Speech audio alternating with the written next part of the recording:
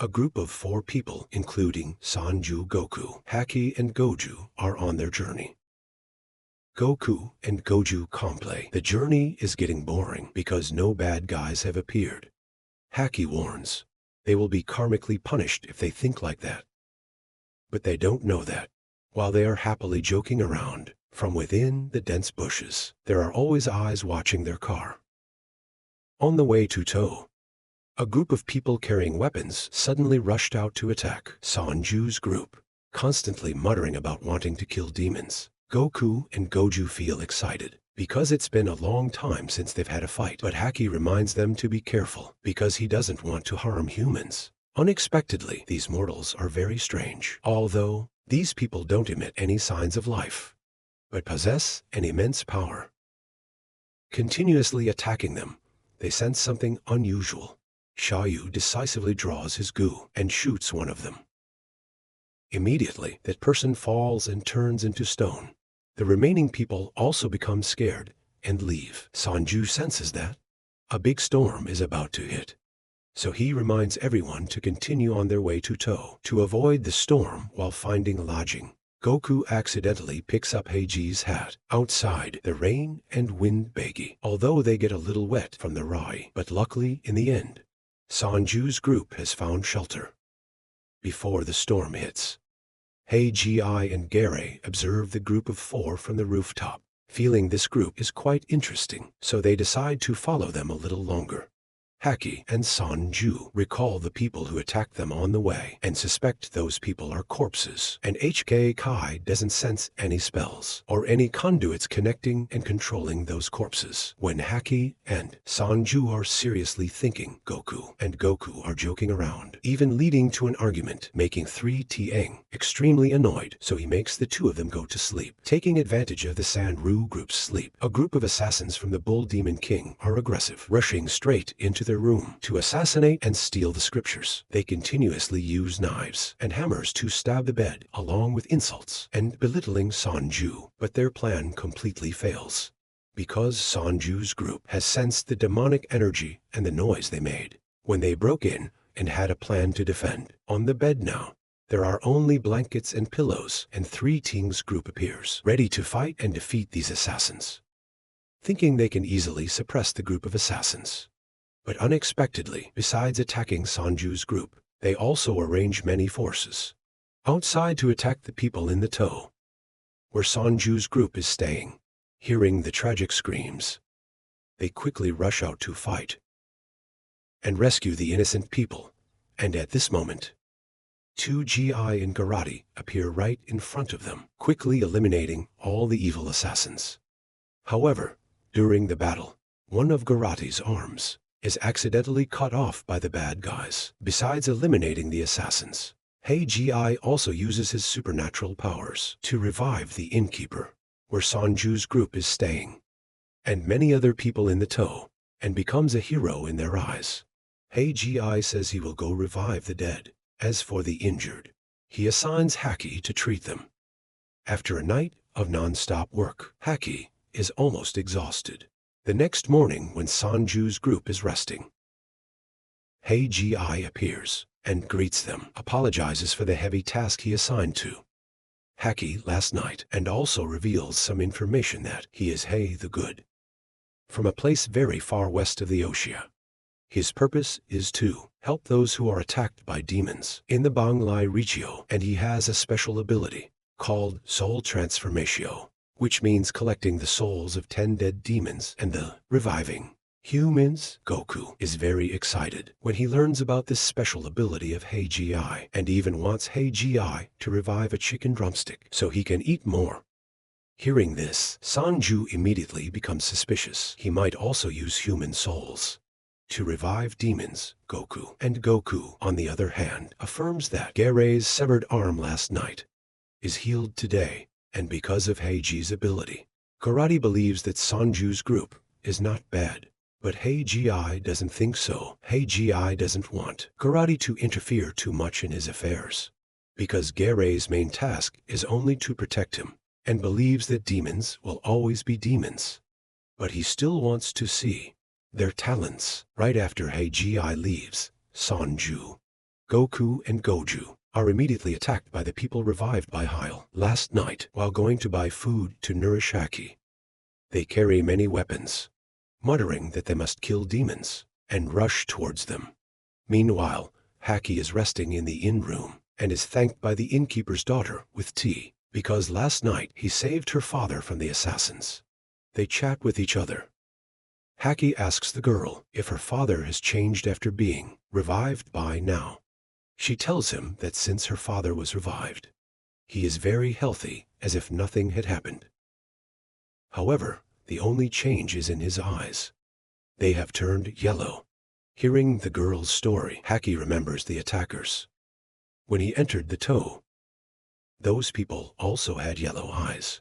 Their bodies had no vitality, but they had great strength. While Haki is still focused on thinking, the innkeeper holding a weapon rushes and attacks. With great difficulty, he drives him out and closes the room door, but not long after, he breaks the door and rushes in, wanting to kill Haki because his body has not recovered, so Haki can only resist for a while, and finally has to jump out through the window to escape. Haki breaks the window and jumps down, escapes from the old innkeeper, only to encounter another person who is also holding an axe, intending to attack him. But luckily, Goku appears in time, knocking that person away and rescuing his brother. Sanju's group gathers and discusses.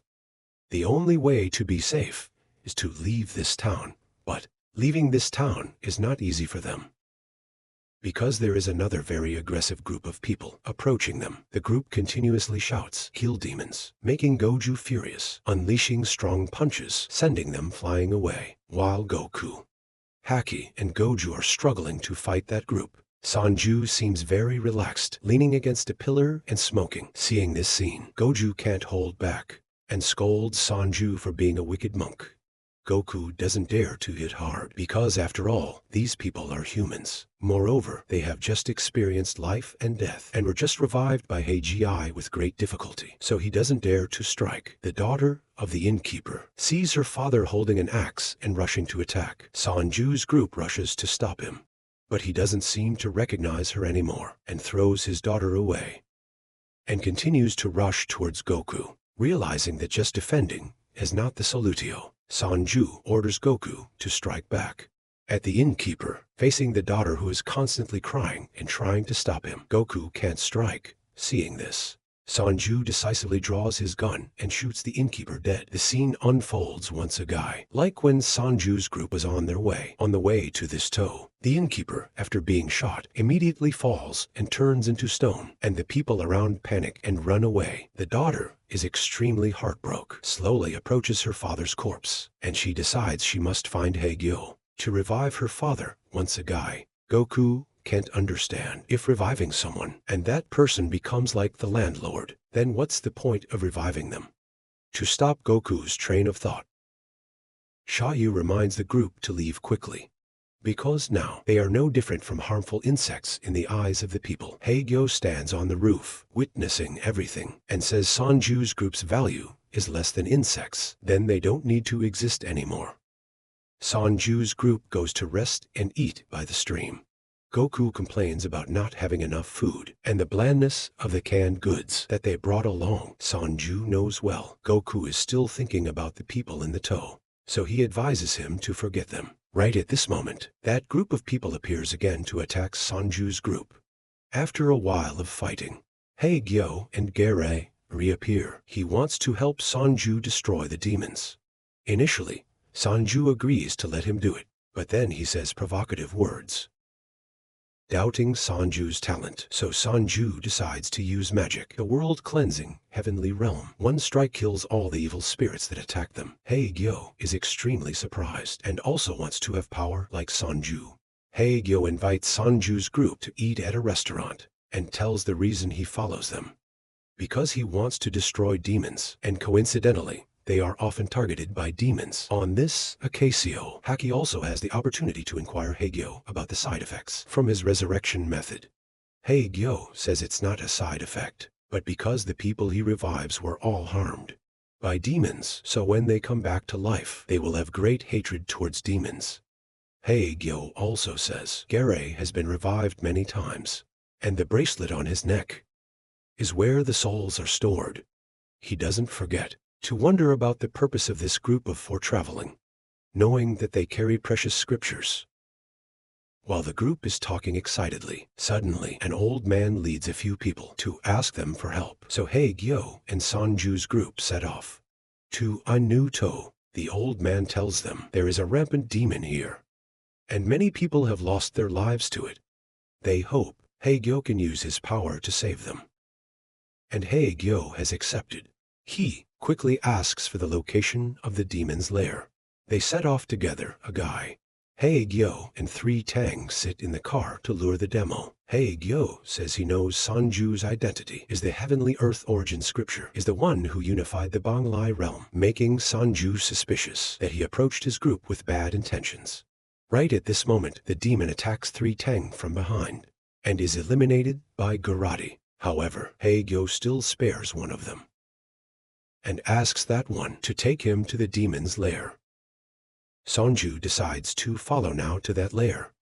Discovering that strangers have invaded, the demons mobilize a lot of forces to attack. Goku and Goju cooperate to go to the highest floor to find the people who are imprisoned. Haegyo also follows right after. They compete to see who can destroy more demons and save more people.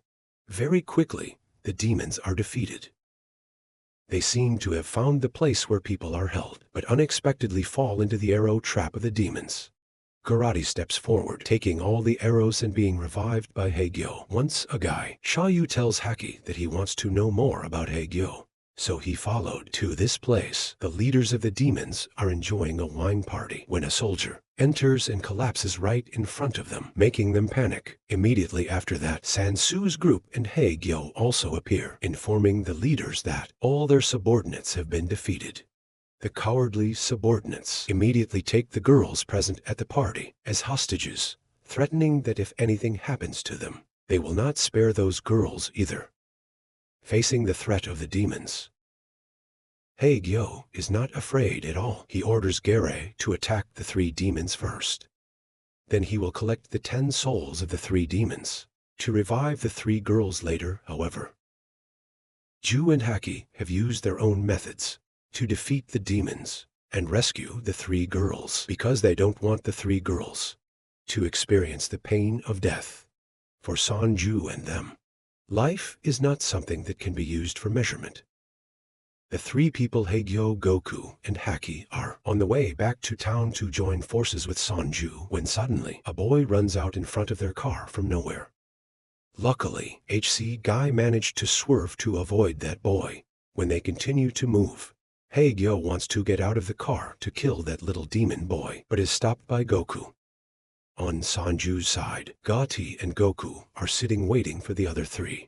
Sanju takes this opportunity to probe Garai. They leer. Garati has known Haegyo for many years and wonders if Haegyo has any weaknesses that make Garati have to obey. He is not playing cards with Haegyo and Haki.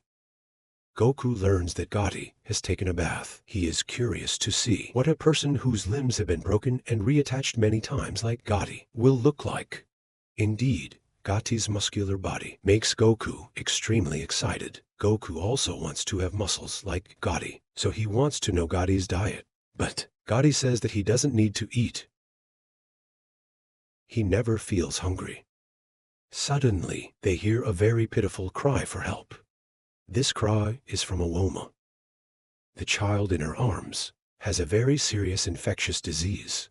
They are on the way to get medicine and the child suddenly faints. Haki steps forward to check the child's condition and discovers the pulse is very weak. The possibility of recovery is very low. More dangerously, Haegyo, the one who can revive. Others can't do anything for the child either because there are no more demon souls. Goku and Gate practice late at night. Goku says that when he saw the child with that infectious disease, he wished that demons would attack him. Then there would be souls to revive the child. Poor Sanju, don't smoke. And now he has come to talk to him. He hopes to cooperate with Sanju on the journey, but is rejected by Sanju. Sanju says he came to the West for personal reasons and doesn't want to travel with strangers. Sanju also wonders why why Haegyo chose him. Does he have any bad intentions? Haegyo tells Sanju about his former master, the one who took him in and raised him. And in the end, because of protecting him, he died at the hands of a monster. That's why he hates monsters so much. If his and Sanju's powers combine, they can create a peaceful world without monsters. Even so, Sanju still does not accept the offer from now. To repay Gere for practicing with him all night, Goku brought him an apple. On this side, the restaurant staff discovers the boy from last night, who was almost hit by Hakai's car, is stealing apples. The staff quickly chases after the boy.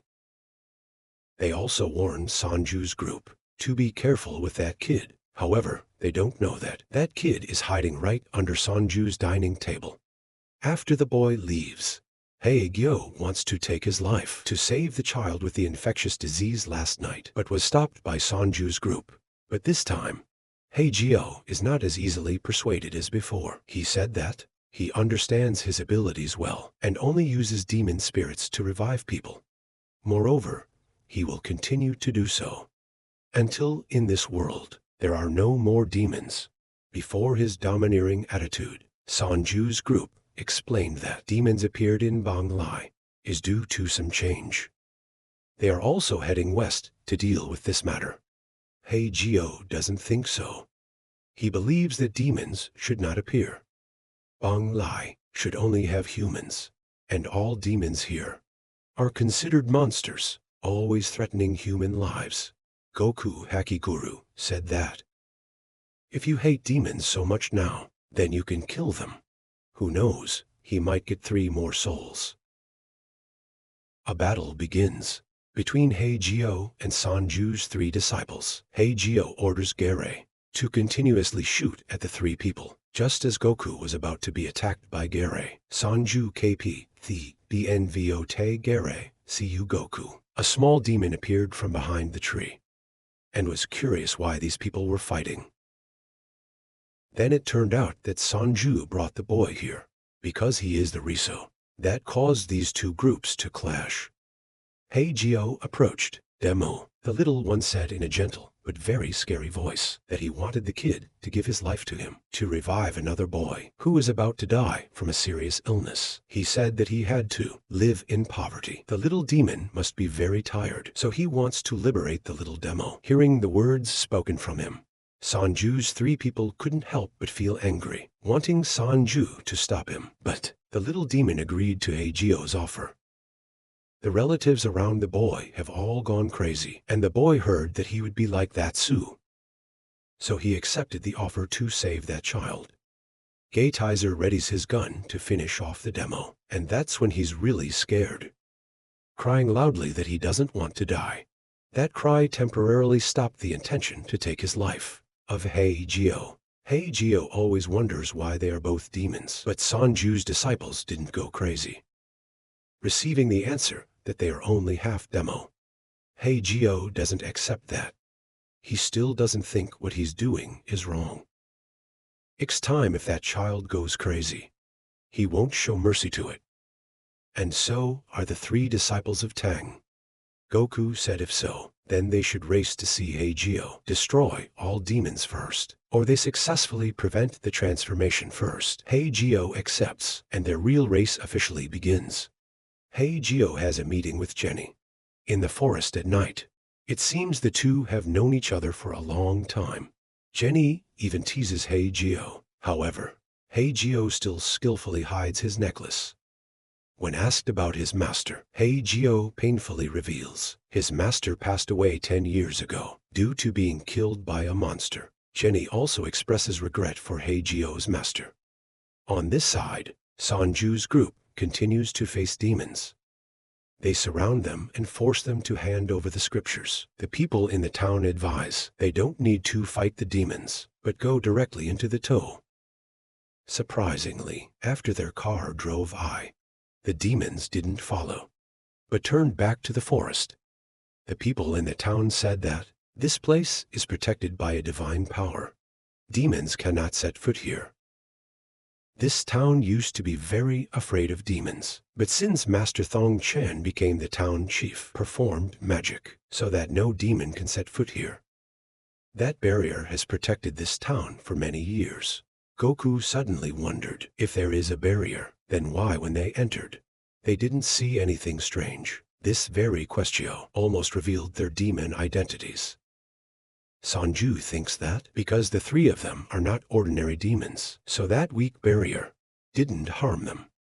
Hak Kai wants to ask Tam Tang about the heavenly origin scripture. Tang tells him that it is only passed down to Sanju, besides the 2 volumes of the demonic and holy scriptures currently held by Sanju. The heavenly origin scripture also has 3 more volumes, the righteous, the void, and the eternal, held by the 5 chosen protectors. They are called Sanju's Dharma masters. The demonic scripture carries the power to purify demons. The other scriptures also have their own powers. These powers are extremely domineering, and when they combine, they will create an ultimate magic.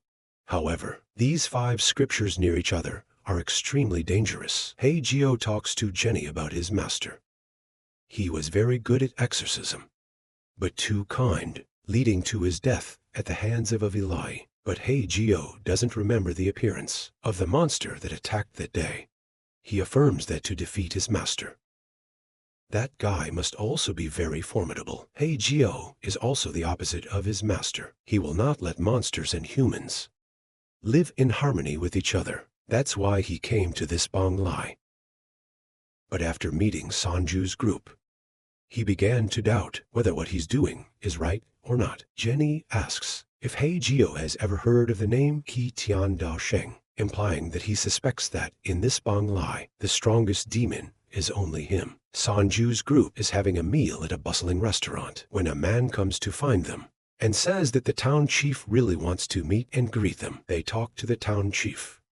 They are told that 2 years ago, he used to come to this town to perform magic and was chosen by the people here to be the town chief. He also admits that a sorcerer like him cannot distinguish between demons and humans with the naked eye. He suggests holding a party for Sanju's group to participate in the festival. The 3 of them take the opportunity to discuss the suspicious town chief, but Sanju says this town is very developed. If that town chief really has a problem, it's not related to them. Sanju has to go back to his room to rest first. Goku and Goju's suspicions are correct. The town chief of this toe always secretly provides food and meets the needs of the demons, so they don't harm this place. That is the weak barrier he created to fool the people. And now he is being threatened by demons, wanting to let the people know that his abilities are fake. Sanju's 3 disciples on their way back to the eye discover a group of people surrounding the torture of a demon Woma. At this moment, for some unknown reason, all 3 of them fainted right there. Receiving the news that his disciples fainted on the way back, Xiaoyu immediately went to check the situation. But Sanju is led into a dark room to meet the town chief. He says he has something private to say to him. He takes the opportunity when Sanju is not paying attention to swallow Sanju into a mysterious tunnel where many demons are waiting to steal the scriptures from Sanju. Very quickly, Sanju escapes from the demons. Sanju's 3 disciples, when they wake up, also discover that they are locked in a prison, realizing that they and Sanju have fallen into a trap of collusion between humans and demons. Moreover, they have become the offerings that the Taoist has agreed with the demons. Sanju just found a small escape route, but unexpectedly, what awaited them was another team of demon monsters. You bravely fought against them. Even though Tay was seriously injured, your 3 disciples successfully broke the lock and escaped from the great prison. Immediately, they encountered the Taoist, who had colluded with the demon monsters. He believed that the offering of wealth and even tourists to the demon monsters was to ensure peace for this toe. The people didn't need to know the situation inside. They only needed to live the way he wanted them to, because the more ignorant, the easier to govern. Right when the 3 people didn't want to argue further with the Taoist to go find Tripitaka, they realized they were surrounded by countless demon monsters. Along with the townspeople, These people, even though they knew the Taoist's tricks, were still very grateful to him because he had given them a prosperous life. They hoped the Taoist would continue to be dedicated to this small toe. The crowd prepared to attack the three people. A loud gunshot surprised everyone. Tripitaka appeared, using all his strength to walk towards Goku, and then collapsed. Everyone was surprised that he could survive. He affirmed that he would continue to live. And if he died, he would die proudly, because this was the path they had chose. Goku was surprised to be attacked by a demon monster while getting apples, but this one didn't harm Goku. On the contrary, they even sat and talked together by the stream. Goku asked TCL why he was lost here. He said it wasn't that he was lost, but because the maze in this forest had lured him. Because he had mentioned earlier that he was looking for someone. Goku was very curious about the person he was looking for. Goku didn't know that the group he was looking for was Sanju's group. According to his story, Sanju's group had killed many demon monsters of the same race as him when he found them. He wanted to personally eliminate them to take revenge. Before, there was also one time he almost killed Sanju, but Sanju escaped because he was afraid of his power. While they were talking, a group of demon monsters appeared, saying this forest belonged to them, and if they didn't want to get beaten, they should quickly get out of this place. One of them intended to keep Goku to eat. TCL saw this, and immediately stood in front to protect Goku. This TCL indeed had a very special power. The demon monsters only needed to look straight into his eyes for a few seconds, and illusions would appear. Goku, out of curiosity, followed the demon monsters into this illusio. When the demon monsters saw Goku, they immediately attacked, but their weapons suddenly became soft. TCL only needed to say, "The candles here would burn them." And immediately, those words became reality. The fire even attacked Goku. So TCL warned Goku to close his eyes. Unexpectedly, those words of TCL made the demon monsters realize that they were experiencing an illusion created by TCL. They also imitated TCL to create a defensive wall, but it was broken by Goku. Immediately after that, Goku and TCL worked together to eliminate all the demon monsters. The illusion ended. They returned to the forest and mountain scenery as before. Goku thanked TCL because he had intended to protect him. At this time, Sanju's group also arrived. They recognized TCL as the guy they had met the day before and wondered why Goku was standing with him. Sanju's group told the demon monsters who had just been defeated that to go back and tell the other demon monsters that TCL had betrayed them to follow Sanju, making TCL extremely angry. When the demon monsters ran away, Sanju and the three of them started their journey. A guy. Extra story. Sanju's group went to the cinema and were looking for seats. The movie, Hakai's Etiquette Class, began screening.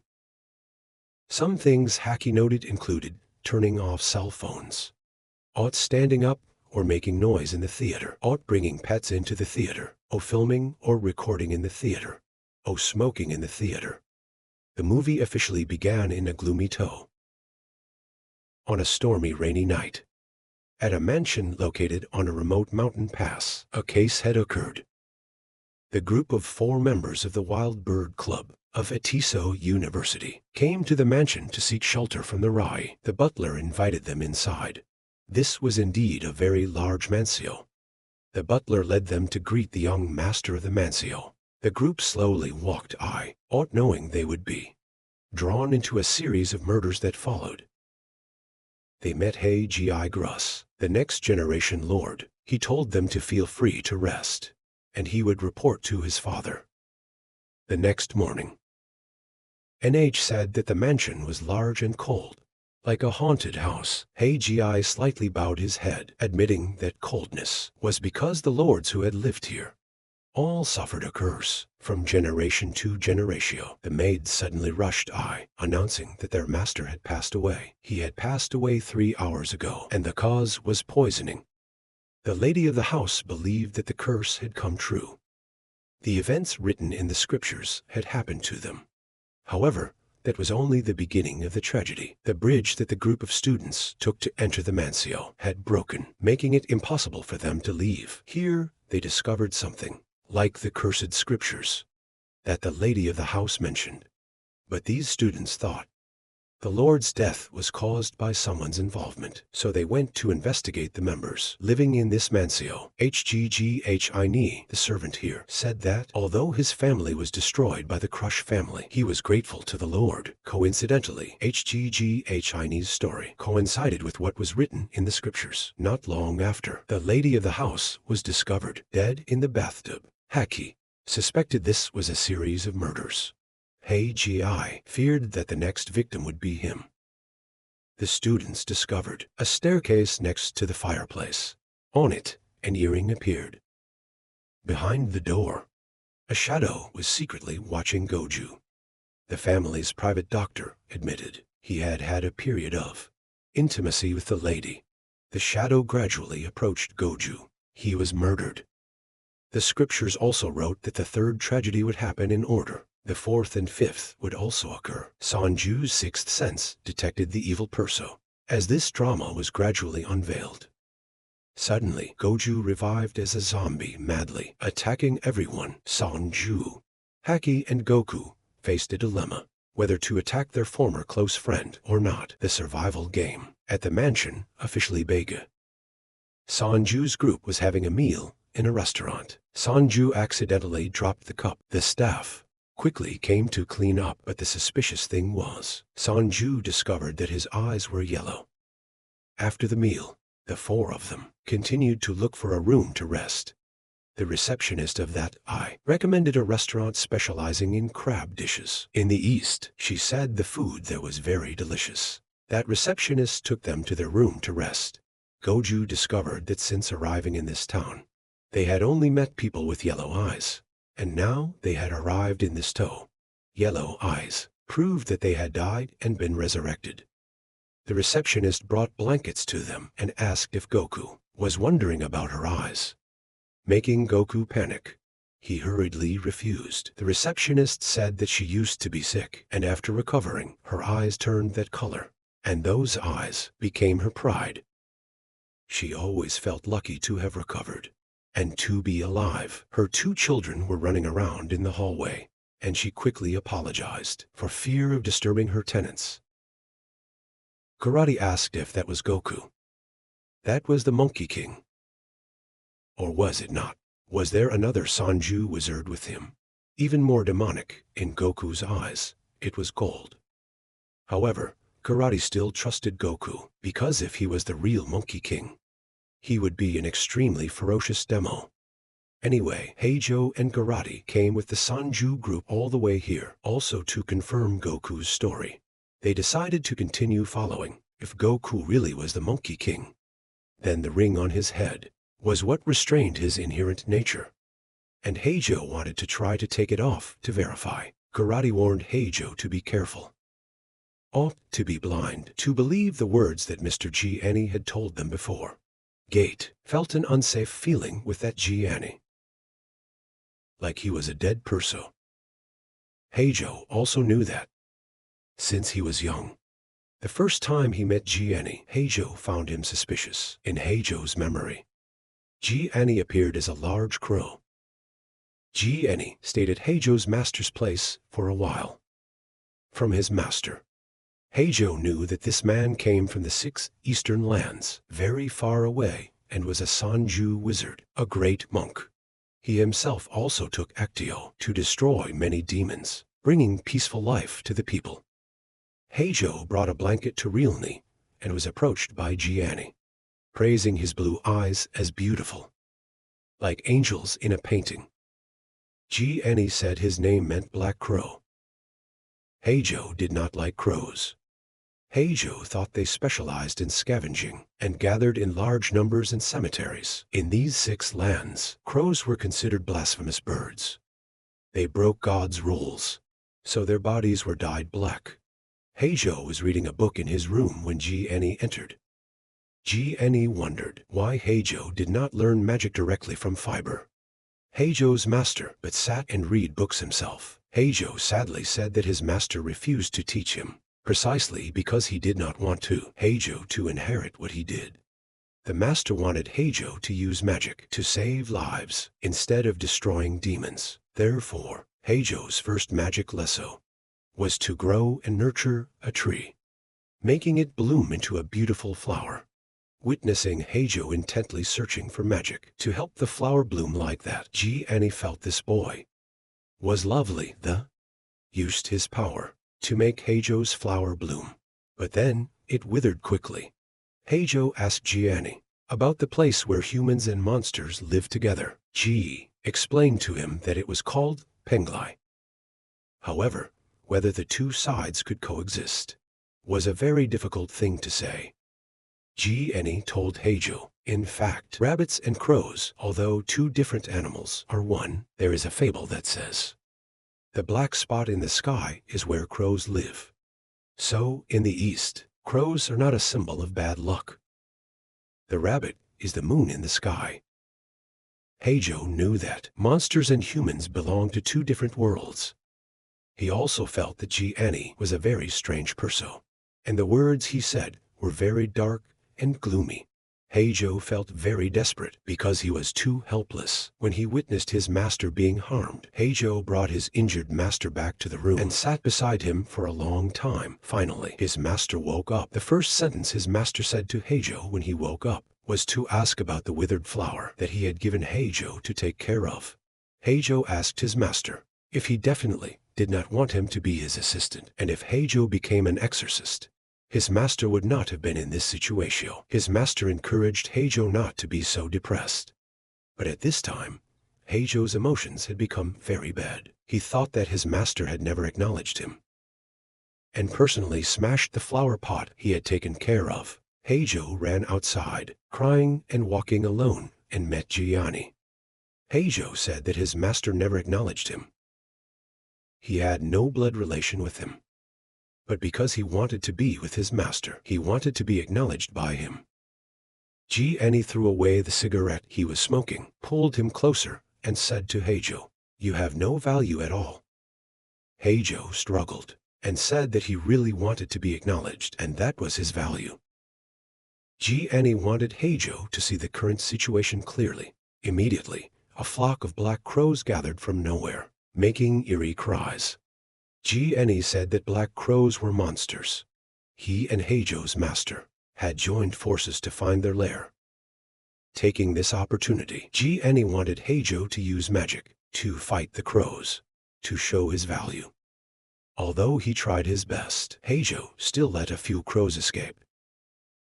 Annie waved his hand and easily destroyed all the crows. In fact, Annie was the successor of the infinite heaven scripture. Goku found Sanju standing and smoking behind a wall. Goku said that he was thinking about how to revive a person. He also wondered that if he were in that situation, what would he do when he saw people die? Sanju asked him back if he died, would he want to be revived? And Goku answered no. He would try to stay dead. Just as Sanju was about to return to his room, Goku was murdered by someone. Goku was shot down right in front of Sanju. Sanju hurriedly supported Goku and looked around to see who did this. But Sanju did not sense him. Sanju remembered that this feeling had appeared before, when Sanju met Realni very soon after. Haki and Goju also ran over, noticing Sanju's loss of consciousness. HK Kai slapped him hard to wake him up and let go of Goku. Goku proceeded to stop the bleeding for Goku. In this critical moment, help was needed. Sanju decided to go find and kill the one who attacked Goku. Over here, Goku said that they were too late. With Goku's current condition, Goku could not do anything. They bet on the last possibility, removing the golden band on Goku's head, relying on the inherent demonic power of the Monkey King. Perhaps it could save Goku's life. After removing the ring, the demonic power took effect, pushing Goju and Haki away. Goku woke up, revealing his true form as a monster. He absorbed the primordial energy of the earth, although his life was saved. But Goku and Haki had a very important task, which was to fight Goku, to put the golden band back. With Goku's current strength, this was not simple. The people around were also frightened by Goku and ran away. Goku almost harmed someone. But at that moment, Heijo appeared. He discovered Goku's true identity. Shot Goku twice, sending him flying far away. Unexpectedly, Goku caught the bullet shot by Garate and continued to attack Garate. Goku even used the bullet that Gate shot to sever Gate's arm. Heijo quickly healed Gate and quickly fought back against Goku. The scene at this moment reminded Haki of the time in the desert. Goku had once removed that golden band himself. Goku had asked Haki to stop him, but Haki could not do anything, despite being instructed very carefully by Sanju that if it's not really necessary, they won't be allowed to take them off. Advised to restrain Ra. HK Kai is different from Goku. If he loses his ego, HK Kai will find it very difficult to return. But in this emergency situation, HK Kai decided to remove his earrings, with the hope of suppressing Goku. However, Goku was not easily suppressed, but also absorbed the Earth's energy. He seemed to have become immortal. Everything became chaotic. Truly, the great sage equal to Heave, a living being nurtured by the power of nature. Goku's power now surpassed the power of demons. It must be called the power of the divine. From the day his master passed away, he realized that, living in this world, if you don't kill others, then you yourself will be the one who gets killed. By doing that, he protected himself through many tribulations. Sanju remembers himself from 15 years ago. At midnight, Sanju couldn't sleep and went outside to breathe. Following the smell of cigarette smoke, Sanju was led to a place where an old man was sitting. The old man praised Sanju's golden hair for being very beautiful. It was the first time he had seen hair so beautiful. He heard that demons really like lunar eclipses, but Sanju said that he was the real demon-like creature. To commemorate their first meeting, that old man invited Sanju for a cigarette and was refused by Sanju. It turned out that the old man was the head monk of the temple. Seeing Sanju lock himself in his room for 2 days, the monks in the temple decided to check on the situation, but Sanju pointed a gun at their heads, so they left in fear. Rumors spread in the temple that Sanju had killed many bandits. Spread widely in the temple. Sanju decided to leave this place. The abbot said that Sanju will not be able to find anything with those soulless eyes, and human life is like a cigarette. When it dies, it will also turn into ashes. To maintain that fleeting existence, you must inhale deeply. Only gave Sanju a pack of cigarettes as a farewell gift. Sanju sat under a tree, remembering the moment his master passed away. When he passed away, he instructed Sanju that every Tang dynasty monk carries scriptures on their shoulders as a form of bearing karmic burdens. Asked Sanju to bear the rest for him. Hearing that Sanju was staying at the temple, the demons came to the place to steal the scriptures. The abbot stood up, claiming to be Sanju to mislead them. When Sanju returned, that abbot was stabbed by someone with a knife before he died. That abbot continued to entrust the responsibility to Sanju from then on. He put on the robe of a monk. Xiaoyu sensed a terrifying demonic aura. At the same time, the battle between Goku and HK Kai became more intense. Goku almost destroyed the entire toe. HK Kai almost went crazy, harming Goku, but was stopped by Goju. HK Kai asked if he still had any spare souls and wanted to borrow Gare to fight Goku. Otherwise, the people in the town would be harmed. Indeed, with the combination of HK Kai's inherent demonic power and Gare's strength, Goku was suppressed by them. Goku quickly put the golden headband back on Goku and ran to save HK Kai. At this moment, Sanju also arrived. Seeing Sanju, Goju was very angry. If his hand wasn't holding the other two people, perhaps he would have used all his strength to vent his anger. Sanju Goku woke up after 3 days and thought that he had just had a dream. A terrible one. His body had no strength left. Just stood up. He immediately fell to the floor. HK Kai walked helped him back to bed. Goku realized it wasn't a dream. He didn't feel the person who attacked him. But it was strange. Goku didn't see any wounds from being shot. The next thing Goku thought about when he woke up was Sanju. He was afraid Sanju had encountered trouble that night, receiving Goju's indifferent answer. Goku became agitated. Goku thought that these two people were acting very strangely. Could it be that Sanju really encountered trouble? Goku said that Sanju was fine. It's just that he didn't do anything when Soki was in danger. Goku even scolded Sanju as a stinky monk who is usually always noble but doesn't care about them when something happens. HK Kai even thought that Sanju had gone with Heiji and Gare, but Goku didn't think so. He knew that Sanju became emotional because of him. Unable to control his emotions, which led to such actions, Goku wanted to find Sanju because he was afraid Sanju would encounter danger. HK Kai stopped Goku, accidentally pushed and fell, and revealed a very serious wound on his back. Seeing that the wound was caused by his own madness, Goku was very remorseful. He thought that it was because he was weak, that he was plotted against by others, and led to this series of tragedies. Interrupting Goku's lamenting words, HK Kai said that in this matter, one is at fault. Sanju must have his own reasons for doing that. Of his owl, Sanju went with Heiji and Gati to a forest. Heiji said that it was very accurate to say that Sanju didn't go with those three demons. That great sage equal to Heave was even more terrifying than the rumors said. Hearing this, Sanju stopped, questioned Heiji about who told him about the great sage equal to Heave. Heiji must have heard the information from someone, so he went west with them.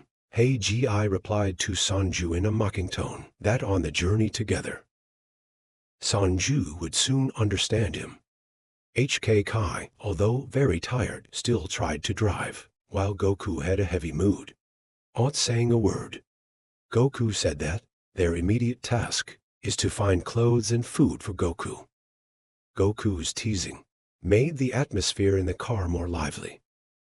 Joining in that atmosphere, HK Kai announced that they currently don't have a single penny on them, and with a small diner and some leftover money, it seems that they only have the option of earning money along the way to survive. Goku still couldn't stop worrying about Sanju. 4 days have passed, not knowing what Sanju is doing, whether he is eating and drinking properly. Not disappointing Goku's concert, Sanju, following Heiji and Gare, dined at a luxurious restaurant, in stark contrast to Goku's poverty.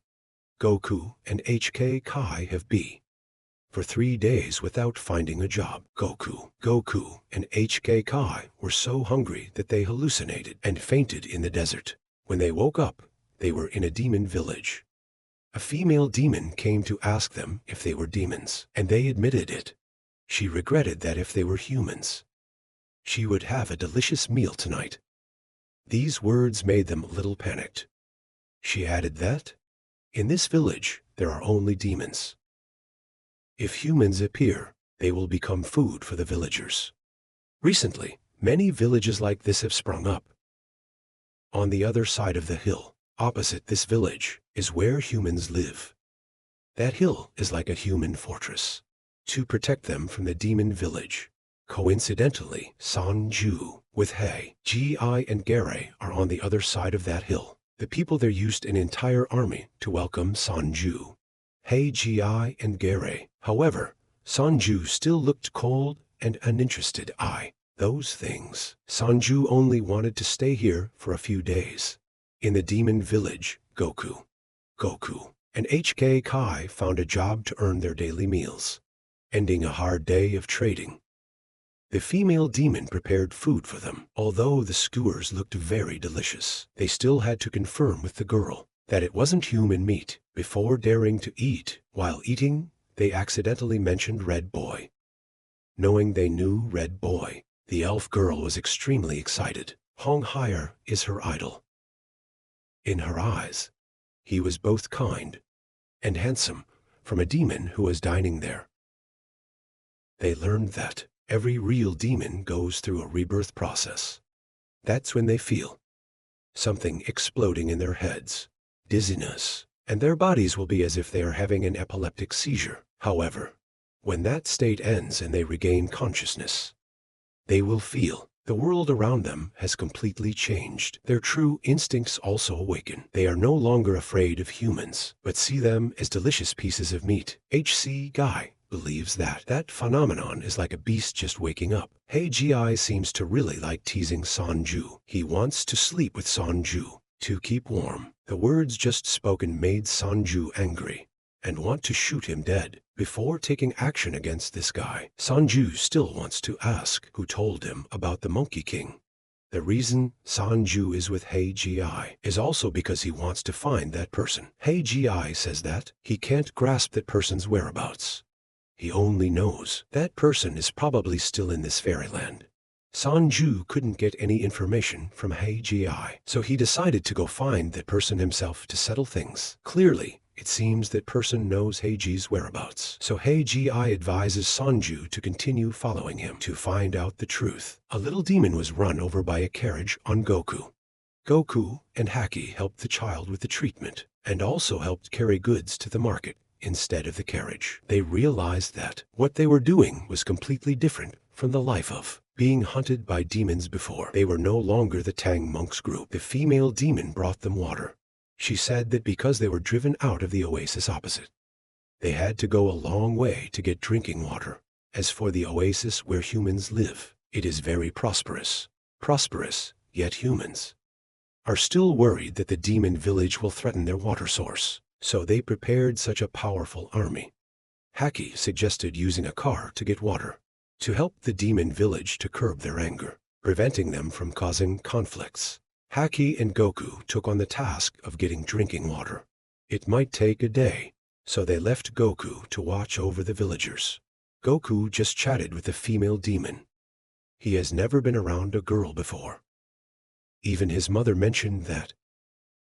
Goku believes that Sanju is the replacement for both Goku's father and mother. The female demon's brother said that tomorrow he has to go out to receive goods. He warned Goku not to do anything to his sister when he is not at home. The first time being alone with a Woma also made Goku a little confused. The female demon's brother, along with Kai and Ju, went to get drinking water. Kai told Ju that they only helped the villagers because they owed those people a favor. They are not allowed to make mistakes, do wrong things, because that place does not belong to them in the first place. Goku accidentally discovered a weapons depot. He immediately ran to find the female demo to ask about this. At this moment, the girl was changing clothes. Goku discovered a small tattoo on the demon girl's chest. He admitted that he accidentally looked at that weapons depot. The female demon said that although this place looks very peaceful, war can happen at any time. Everyone here lives in a state of insecurity. The girl wished that the three of them could stay here with her forever, because having more friends is always better. But Goku couldn't do that. He apologized to the girl and quickly left. A demon was brought back to the village in a very badly injured condition. He didn't make it. The female demon was extremely heartbroken. The demons here believe that humans are the ones who caused his death. Unable to endure it anymore, what these demons need is not water, but the lives of the villagers. They rushed in to get weapons because of the pride of the demons. They want to go kill all those hateful humans. Goku remembered when he first came here. This demon guy treated him very well. He was always open, friendly, and smiling at Goku. War has truly broken out. Groups of demons riding carriages rushed straight toward the oasis where humans live. While having a meal, Hei-Ji told Sanju that last night a demon broke into the town, but that person was eliminated before causing any damage. Hei-Ji thinks that that person broke in with the intention of attacking humans. Sanju doesn't think so. It is extremely unreasonable for him to break into such a militarily fortified town all alone. A soldier came to inform them that the demons have attacked. It seems they came to avenge the incident last night. This town needs Hazer and Sanju's help. Goku sat cooking, but his heart was restless because he couldn't help at all. Then all the demon girls called him. She gathered a group of young demons, and they started distributing food to them. Goku encouraged them not to worry. Their parents will be back soon. Humans attacked the demon village. The children eating were also frightened. The soldiers intended to take advantage of the fact that this village has no defenders, to kill all the villagers here. Goku was frightened by the cruelty of the demons and humans. Terrified, the female demon pulled him away from the massacre.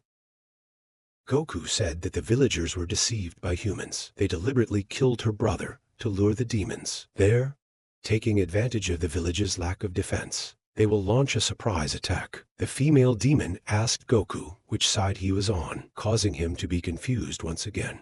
Goku doesn't know what he should do. Realizing that her words might have made Goku sad, the female demon apologized to him. Goku said that he was the one who was at fault for not being able to do anything. The female demon knew that Goku was a member of the Tang monks group, but she didn't think badly of them at all. She asked Goku about the places they had been to. Goku also enthusiastically told her about his experiences. For her, Sayu learned that the army had attacked the demon village. Based on his observations, Sanju affirmed that there were no traces of demon attacks in this oasis. These humans took the oasis from the hands of the demons, and now they even intend to take their lives. The nature of these people is extremely vile. Goku discovered that the village had been burned down by the soldiers. Unable to endure it anymore, Goku decided to fight, protect the remaining villagers. From Sanju's speculation, Hagi knows that they have been deceived. This town leader wants to use their hands to eliminate all the demons. He believes that for the peace of the whole world, demons must be destroyed. A door opened. Inside were the corpses of both humans and demons. In the melee, Haki and Goju, along with the female demon's brother, are still on their way back with drinking water. They discovered that the village had been burned down. A demon returned to inform them that they had been defeated on the battlefield. The female demon decided to go down to the cellar to get explosives. With that demo, to continue fighting. She left the little demons for Goku to take care of. But Goku ran after her to stop her. He told her that even if she went, it wouldn't do any good. There are still many happy things ahead that she hasn't seen yet. He doesn't want her to sacrifice herself in vain. The girl said this is her way of life, and also her self-respect. Her family, the village where she grew up, were all harmed by humans. She can't continue to turn a blind eye anymore. Even knowing what she is doing is foolish. She still wants to fight. Cannot stop the girl. Goku knelt down by the roadside. At this moment, Hakai and Goku, after hearing the story from the little demons, immediately went to find Goku. Knowing Goku is in Pai because he couldn't protect the person he loved, the town chief led Hagi to the room containing the bodies of humans and demons, hoping that Hagi can use the demon's soul to revive. The human, Garati, stops Hagi from helping them. Hakai, Goku, and Goku say goodbye to the village and continue on their journey, going west. Night time in a certain forest. Garati remembers the time when he was young. At that time, an elder once told him that human destiny is predetermined. Humans cannot choose that destiny. When we realize it, it has already been decided. Garati understands that teaching. Hagi remembers Sanju's words. Life is not something to be weighed. Hagi's master also once told him, even if the flower blooms and then withers, but at least it once bloomed. Hagi feels very uncomfortable because the necklace originally used to revive humans was destroyed by Garati. He doesn't know what he's doing here and what the purpose of this journey is. Previously, Hagi always saw it as an exorcism job. When people asked for help, he immediately ran to the house. Hagi opens the door, and immediately the monster rushes towards him. Hagi chants.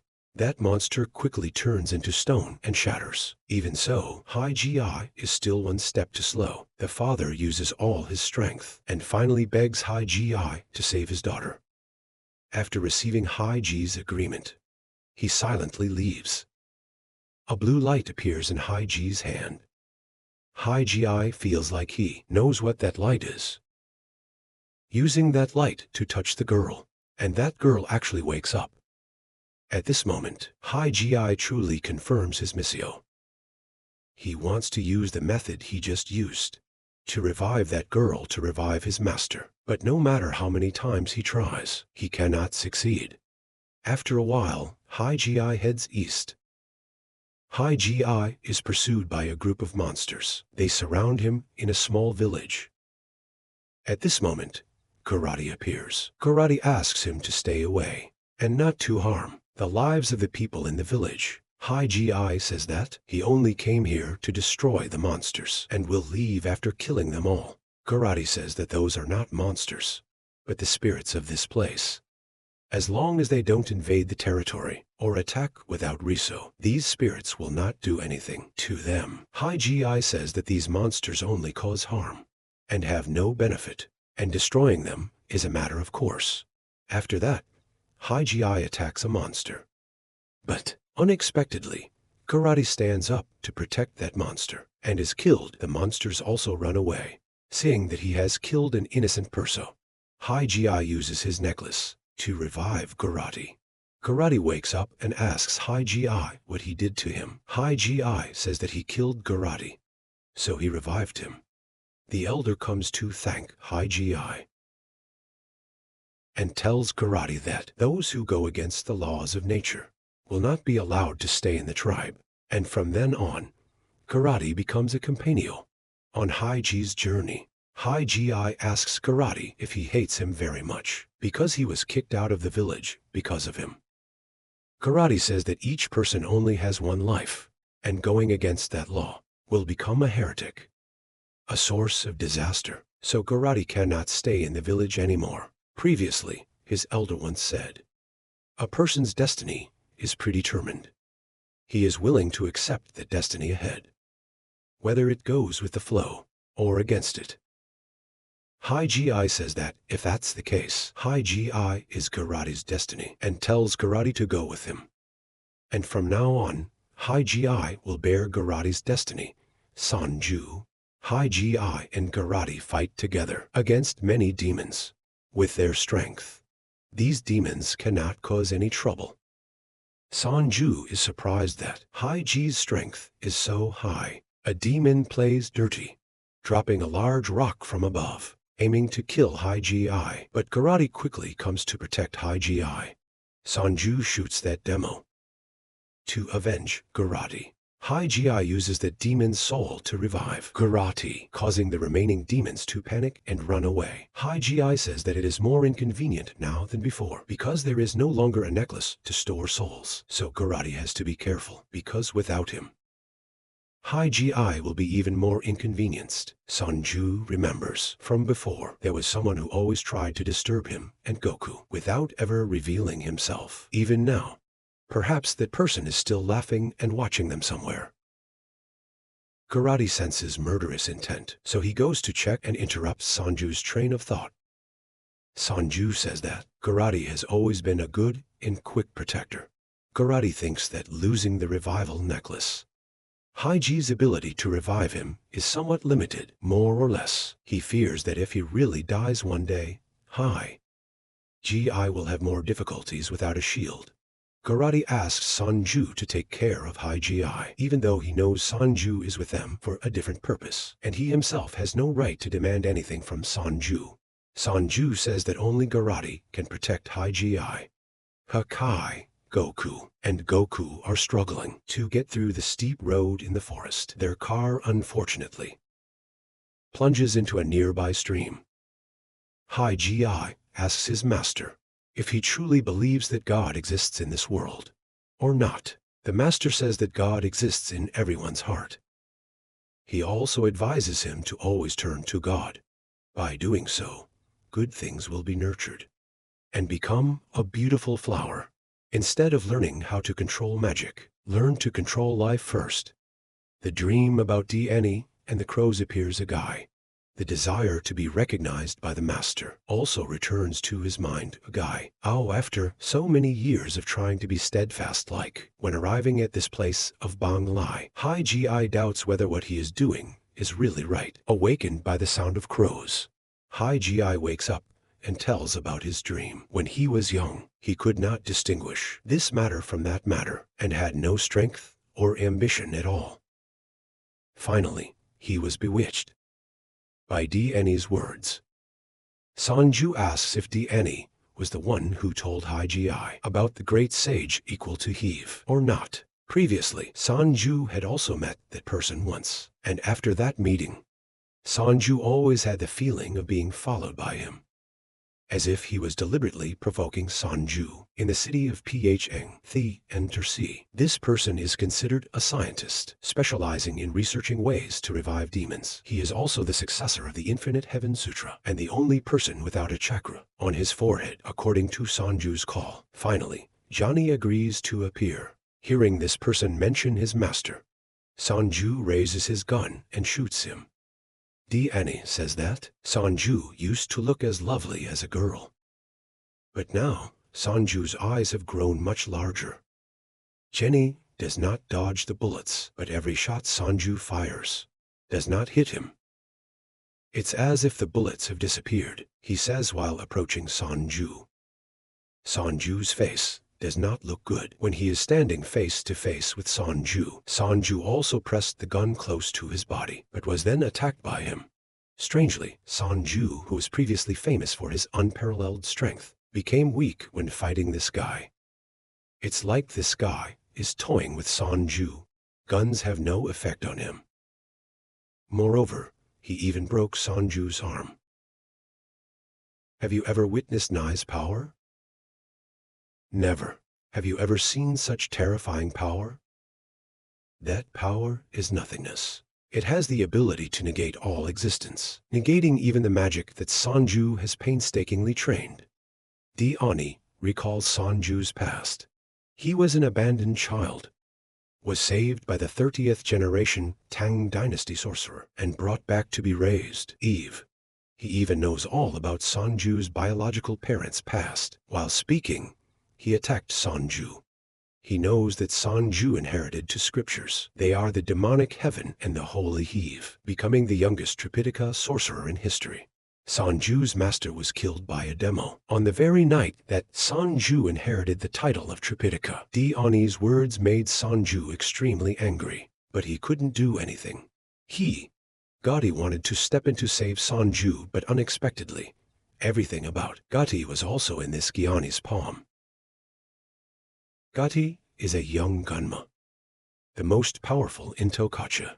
This tribe worships nature and lives in symbiosis with demons. After shielding a monster with his own body, Karate was accidentally killed by Haijio and became the only victim, who was a human of Haijio. Gotti said, "Don't think having a lot of information in hand means that Johnny understands everything, no matter what he says." Gotti is still a person with emotions. Gotti still considers him an enemy and charges at him. D'Ani made Gotti lose an arm. At this moment, Sazu tried his best to get up, wanting to continue fighting D'Ani, even though all four limbs were broke. D'Ani at this time stood on one side, smoking and laughing at the three of them. Sanju said that this appearance made him extremely ashamed, to the point that he didn't dare to admit he was Tripitaka. D'Ani admitted that the killing of Goku was a miscalculation on his part, asked Sanju if he wanted to see what true darkness was. The scripture of boundless darkness is the power to destroy everything. It even turns existence into nothingness. The darkness of boundless darkness is gradually heading towards Sanju. D'Ani said that humans have two things to determine existence. That is the ego and the fetus, a world that has never had. What will Sanju's appearance be like? The time that has passed, the people who have met, the things that have been done will also disappear into nothingness from then on. Along with Sanju's weak cry of stop, the darkness of nothingness continues to advance, as if wanting to swallow up his existence. Accordingly, the people around gradually disappeared before Sanju's eyes. D'Ani said that the people who disappeared were not them, But Sanju himself, from the beginning, they weren't here because they had never met Sanju. True nothingness is not like death or destructio. Now, Sanju's ego has never existed. Everything that happened before has no effect on the fetus. It's all just an illusio. Fear makes Sanju unable to let go of everything. Goku appears, grabs Sanju's hand, saving him from Gyani. Although very weak, but Sanju still complains because of the noise of Ushio and Goku. Hakigovi and Goku want to fight that hateful Johnny instead of Sanju. Goku, since setting out to travel with Sanju, has witnessed many things and has also thought a lot. It seems that there has been a change inside Goku. However, for Q, the important things never change. Droyu didn't expect the one who tortured their high monk was this hateful Johnny. Goku said that this was also the guy who wanted to kill him last time, because Sanju chased after him. Goku and Haki immediately rushed to attack him. Sanju warned them not to rush into attacking so recklessly, because his ability is to nullify all those moves. In other words, he not only nullifies attacks, but also bends space, a form of instantaneous movement, and can erase all of them. But he doesn't want to do that. If possible, he wants to take them all back to his research room.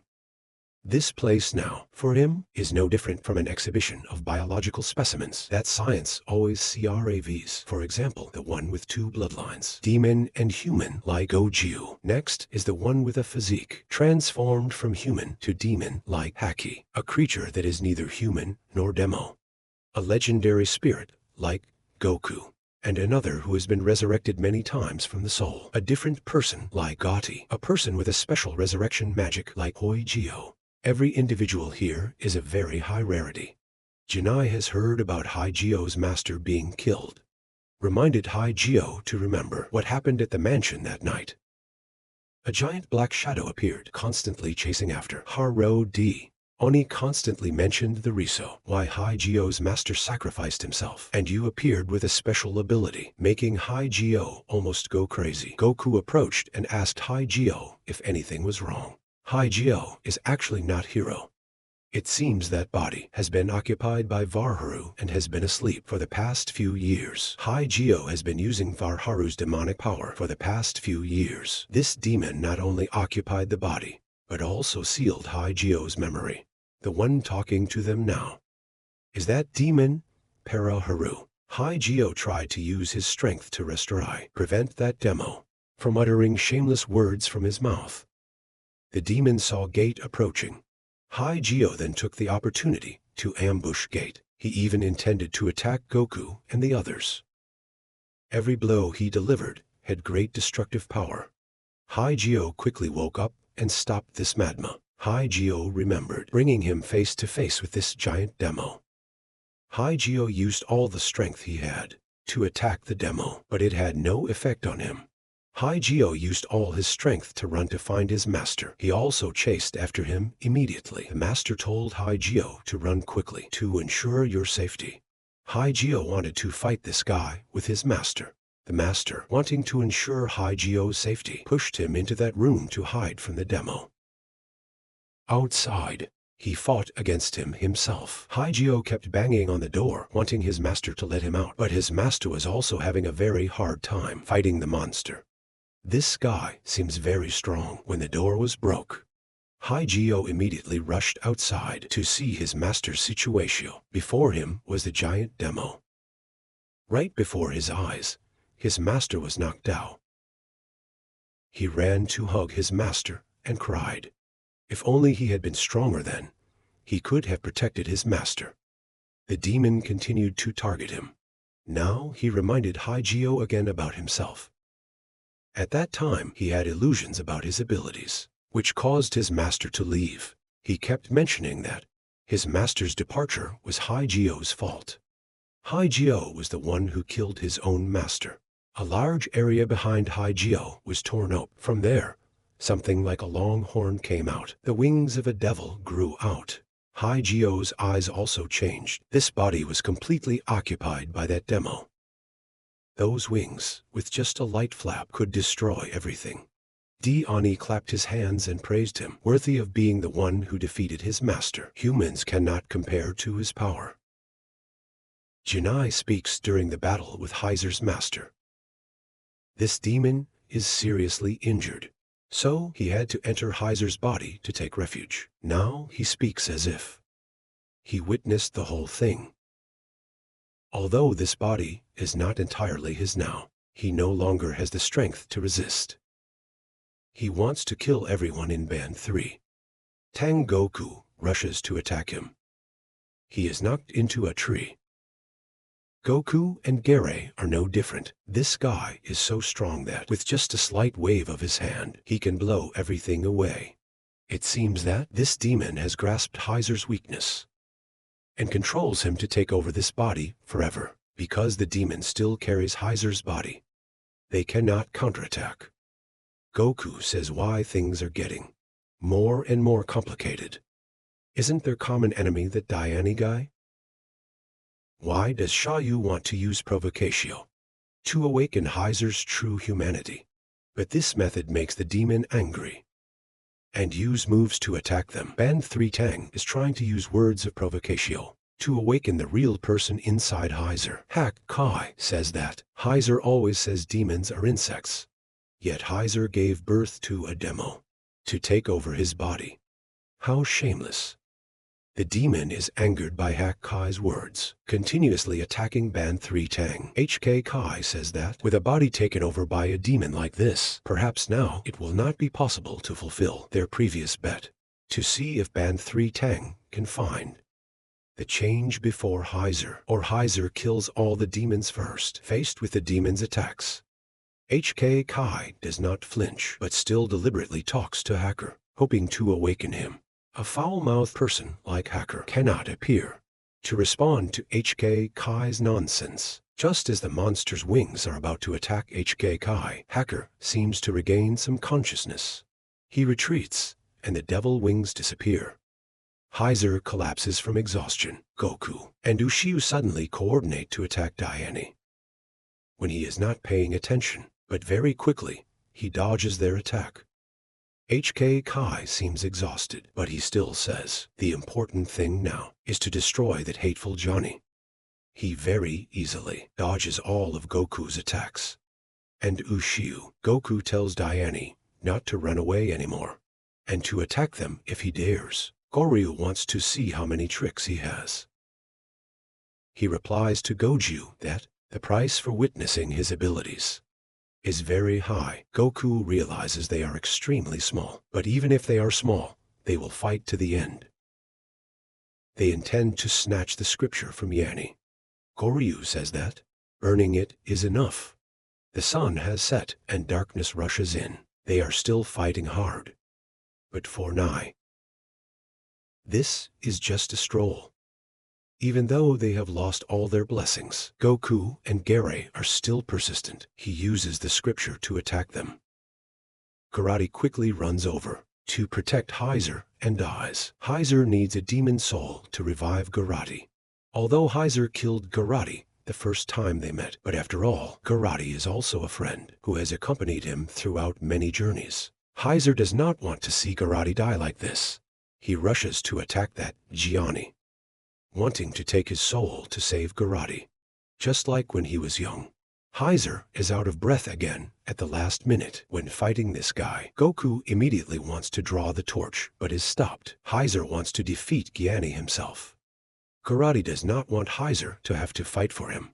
He grabs Heiser's hand, saying that he has lived enough. Heiser has atoned enough, and from now on, he can be released from Gotti. Then Gotti turns into stone. This makes everyone furious, rushing to attack the evil Gianni. Heiser uses his own devil wings inside him to fly towards Gianni. The moment Heiser falls because he is hit by Gianni, the image of his master appears in his head. His master is gentle, kindly advising that God will always be in the heart, and if you work hard enough, that flower will bloom. Sanju gives Johnny a shot, but he still dodges it. It turns out Haki secretly treated Sanju during the recent chaos. With a slight flick of Gyani's hand, everyone is blown away. Immediately after, he turns into a crow and leaves. Band 3 Tang decides to go down the mountain to find a lodge. They leave Bok Long nearby and decide to play rock, paper, scissors to see who will carry Sandu there. Hit by a pill of Sanju, Diane staggers towards the deep forest. He mentions Sanju's master, saying that he has received something valuable from Sanjuo. Heiser wakes up at a local's house. He brings water to ask about Heiser and asks if Heiser remembers anything from before. Unfortunately, Heiser does not respond to his question. He gives Heiser Gare's scarf, saying that when he fainted, Heiser was holding this tightly. Heiser seems to remember everything, crying loudly in front of that person. The crying echoes to the blue sky. The Bodhisattva feels that Band 3 Tang's journey is indeed very interesting. They seem to have become stronger after many arduous battles. At the beginning, they were like guns, firing wildly without a target. But now they have been fully loaded with ammunition. Bullets that hit the target every time, named reality. They seem to have a strong will, to be ready to fight in any circumstance.